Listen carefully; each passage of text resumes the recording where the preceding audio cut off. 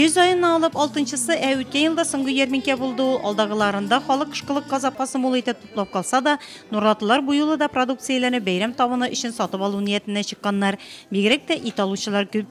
Ярминкелер бейгей, нәрсе керек, барай бірде бар. Итлер жүн бәйді базарға қарағанда. Нәрсе керек бар шындалырға бола. Сәуде нықталарында күрке қостушкелерді мұлдан, шәксі құжалықлардан сатарға сорғы алып шығушылар да болды.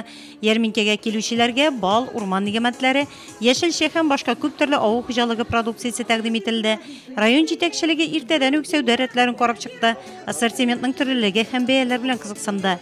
Ярминкеде яңа ел бәйрәме рухы сезілді. Сатушыларны һәм сатып алучыларны Кыш бабай һәм Коркызы сәлемләді. Кыш бабай матур итеп Нурлатларга үз құтлауларында жеткерді.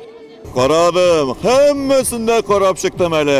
Һәр бір рәтне, һәр бір сату өлешләрен қарадым. Шатландым, сиендім.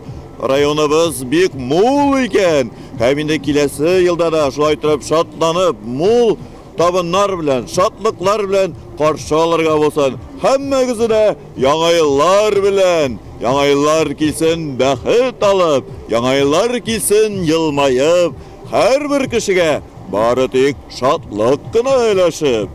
Бу юлы да Нуратлылар ярминкедән күнәгәт калды. Районның үз эшен сәнгате катнашучылары үз чыгышлары белән ярминкәгә бәйрәм рухы өстәде.